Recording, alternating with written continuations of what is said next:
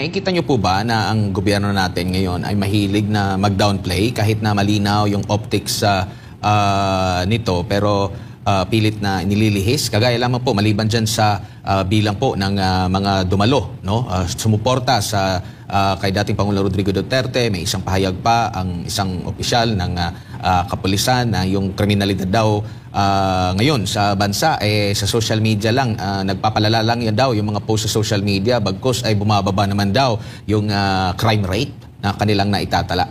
Chairman, alam niyo, hindi ko maintindihan kung sino mga nag-a-advise dyan sa mga yan Nababaliw kasi sa kapangyarihan yung iba dyan.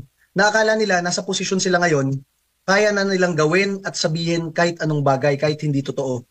Alam niyo, yung mismong Facebook account ng PTV, yung mismong Facebook account ng PCO, yung mismong Facebook account ni Bongbong Marcos, kapag meron kayong pinost at kinoment doon, dati, kumbaga kunyari 10,000 ang nag-comment, halos 9,000 out of 10,000 ang tumatawa na lang. Ibig sabihin, hindi na naniniwala sa announcement at post. Anong ginawa ng PTV, PCO at Bongbong Marcos Facebook page?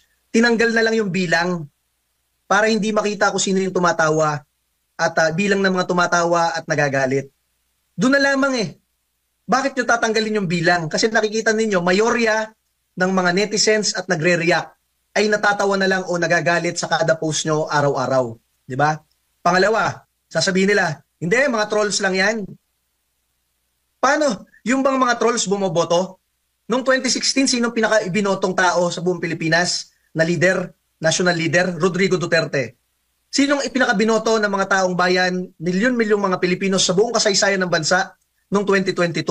Vice President Sara Duterte. Yung mga yon ay hindi trolls dahil dumaan yun sa COMELEC. Therefore, mayorya ng mga Pilipino noong 2016 at 2022 at mga nagko-comment ngayon sa social media ay hindi trolls at supporter talaga ng Pangulong Rodrigo Duterte. Anong isang katunayan dyan? Yung nangyayari ngayon kay Senador Amy Marcos. Alam nyo, may puntos kasi pag ikaw ay re-electionist. Bakit? Senador ka na So you are running again for your same post, di ba? So kapag ikaw incumbent, you have the advantage. Pero bakit wala si Senador Amy Marcos doon sa top 12 recently? At hindi lang isang advantage niya bilang incumbent senator. Dalawa ang advantage ni ma'am. Siya ay sister rin ng incumbent president, di ba?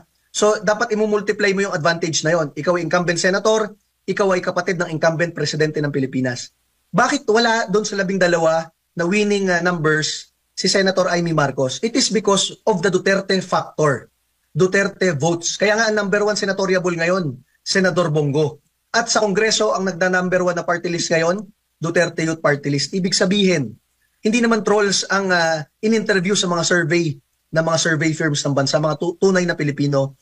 Ibig sabihin, ang sentimiento ng taong bayan ay para kay Pangulong Duterte, para kay Vice President Sara Duterte. Kaya nangunguna si Senador Bongo at nangunguna ang Duterte Youth Party List. Sa ating mga kababayang Pilipino, sa ating mga kapwa Duterte supporters, sa mga naniniwala kay Pangulong Rodrigo Duterte at naniniwala na dapat ang mga Pilipino dapat dito kinakasuhan sa ating bansa under the judicial system of the Philippines. Alam niyo, masabi ko sa inyo, ating mga kababayan, yung soberanya ng bansa, nakalagay sa Constitution, sovereignty resides in the Filipino people. Ibig sabihin, tayo ang soberanya ng bansa. Yung sinasabi ng administrasyon na hindi iso-surrender, not an inch of West Philippine Sea will be surrendered. Alam niyo, masabi ko sa inyo, lahat naman tayo gusto mas malawak ang teritoryo natin. Yung area na yon, napakalayo. Bato-bato at may tubig at pinag-aawayan ng 4 hanggang 5 bansa. Para mapuntahan natin yon, hirap na hirap tayo. So hindi talaga natin matansya yung lugar na yon. Pero yung isang Pilipino, buhay ng isang Pilipino na nakalagay sa Constitution, sovereignty resides in the Filipino people. Kapag sinurrender natin ang isang Pilipino sa mga dayuhan, sinurrender natin yung soberanya ng bansa sa mga dayuhan. Yung sa West Philippine Sea, hindi natin kontrolado yun kasi napakalayo, napakalawak, pinag-aawayan ng 4 hanggang 5 bansa. Pwede tayo magpadala doon ng mga barko, minsan nahihirapan, bumabalik agad dahil kulang sa gasolina at pagkain. Pero yung eroplano na hinandaan natin, nilagyan natin ng jet fuel, ng pagkain para ibiyahe si Pangulong Rodrigo Duterte, isang Pilipino sa other side ng mundo. Yun kaya natin kontrolin yun. Bakit natin sinurrender ang isang Pilipino sa mga dayuhan, ibig sabihin, yung sovereignty resides in the Filipino people, sinurrender natin ang isang Pilipinong buhay, sinurrender natin ang soberanya ng bansa. Kaya ngayon, kahit yung maliliit na bansa katulad ng East Timor, Timor-Leste, hindi tayo iginagalang ngayon. Dahil sabi nila, bakit kami maniniwala sa inyo, sa judicial system ninyo? Sinurrender nyo nga ang Pilipino sa judicial system ng mga dayuhan. So ganyan ang nangyayari sa atin ngayon sa pananaw ng iba't ibang bansa, sa iba't ibang parte ng mundo. Kaya ngayon, nagagalit ang mga Pilipino at ngayong panahon po na ito, ang ating panawagan, hindi na dapat tayo manahimik, hindi na dapat tayo mag-iyakan, dapat tayo lahat ay manindigan. Kung yung ating mga kandidatong senador at party list at mga politiko, walang paninindigan, tayong taong bayan, milyon-milyon ang maninindigan para sa bansang ito at sisimulan natin in 42 days ngayong eleksyon na ito. Manindigan tayo na hindi natin iboboto at hindi natin ipapanalo yung mga senador, party list, mga gobernador, mayor at congressman na walang paninindigan at bumabalingbing. Bakit? Tayong lahat ay hindi babalingbing kay Rodrigo Duterte at kay Sara Duterte at dapat yung mga yan na balimbing at walang paninindigan ay matalo simula po ngayong eleksyon na ito.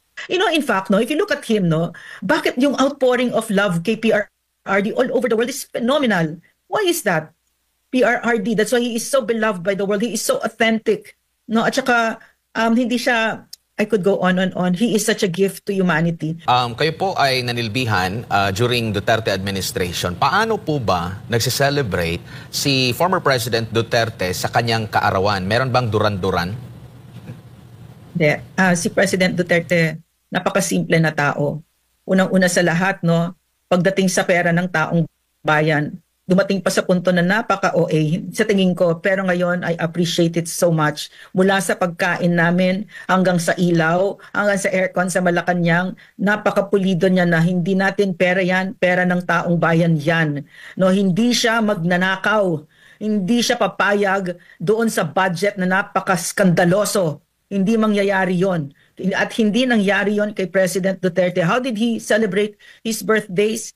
Sa bahay lang siya. Gusto lang niya matulog. Yun yung pinaka-luxury niya sa buhay. At hindi siya, ayaw niya ng regalo, ayaw niya yung party-party, ayaw niya yon. Lalo't lalo yung marangya, ayaw niya yon. Gusto lang niya sa bahay lang siya, kasama ng pamilya niya. Wala nga bisita Ayaw niya ng bisita-bisita. Parang nagbe-beg off talaga siya. So, such a great example of what a leader ought to be. Kasi nagkalimutan na So for me, si PRRD, gusto ko na nasa world stage siya ngayon. Kailangan ipakita natin sa mundo kung sino siya. Kasi mga leaders ngayon, wala nang North Star, wala nang guide. Ang kakapal pa ng mga mukha magbalandra ng mga sasakyan nila, mga bag nila, na milyon-milyon, walang kahihiyan. And it's not just in the Philippines but all over the world. But I would venture to say, ang Pilipinas gifted talaga sa pagkamagnanakaw, ang mga nasa gobyerno, ang kakapal na mga mukha talaga, at saka talagang walang kahihiyan. And this is what PRRD shows us. Paano mahiya sa Pilipino?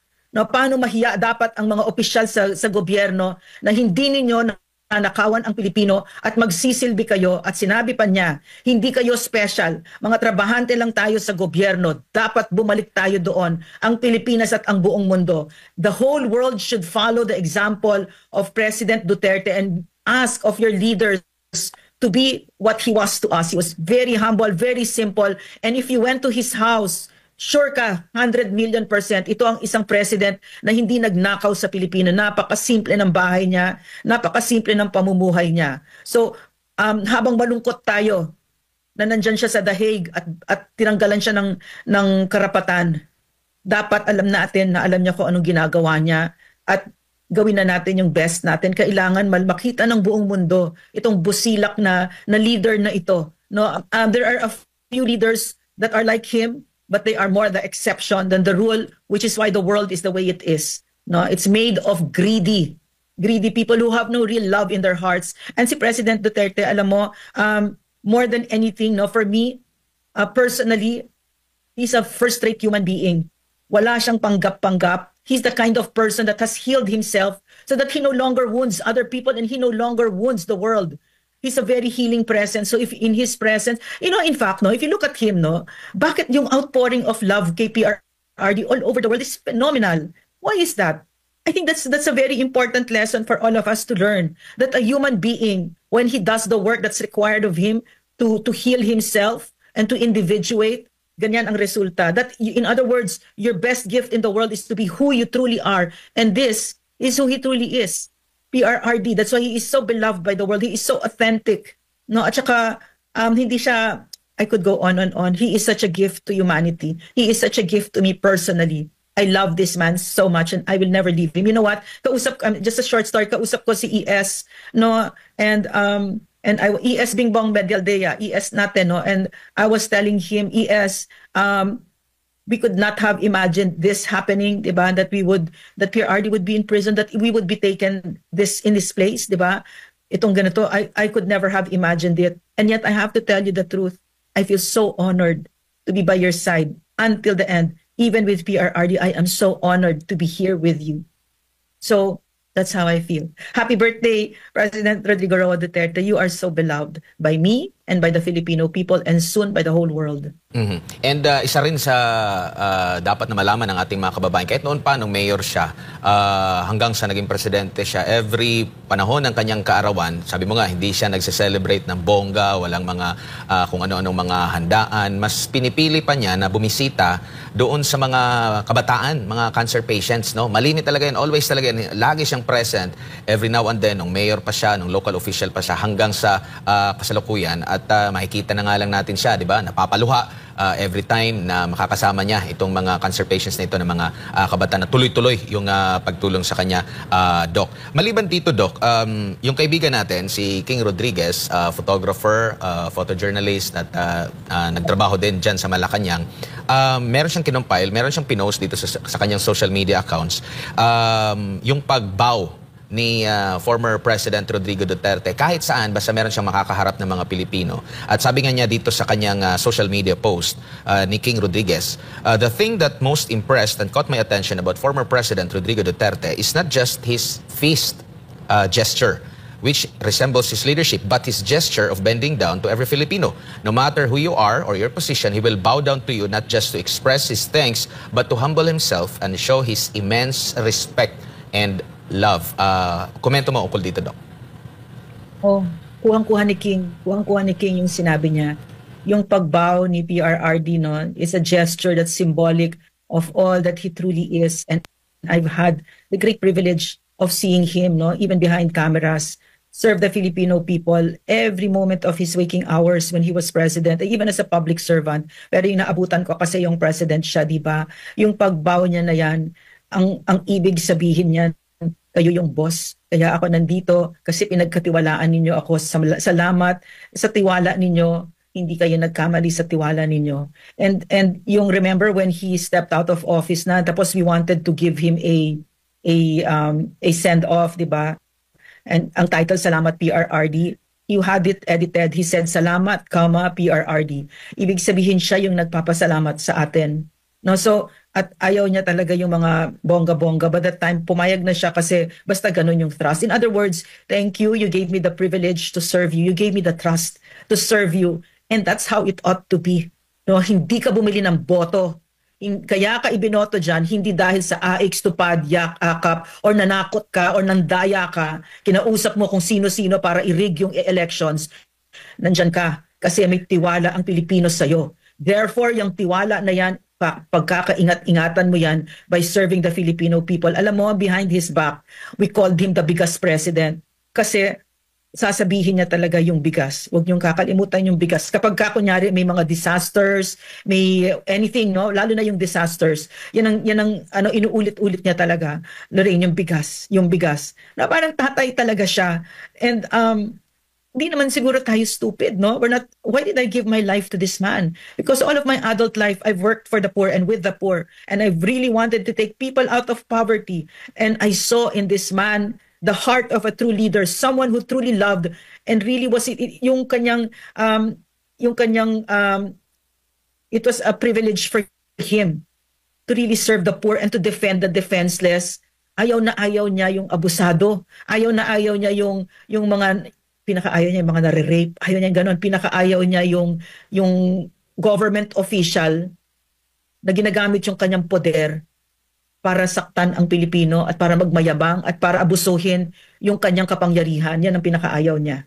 No? So, regalo talaga sa atin si PRRD. Doc, daghang salamat. Maraming salamat po sa inyo pong oras at sa pagbibigay po ninyo ng impormasyon na ngayong umaga. Mabuhay po kayo. At dyan sa mga kababayan natin at abangan natin yung mga pagtitipon po ninyong gagawin na maya-maya dahil nakatutok po tayo sa kaarawan ng dating Pangulong Rodrigo Roa Duterte. Maraming salamat, Jade. Maraming salamat, Admar.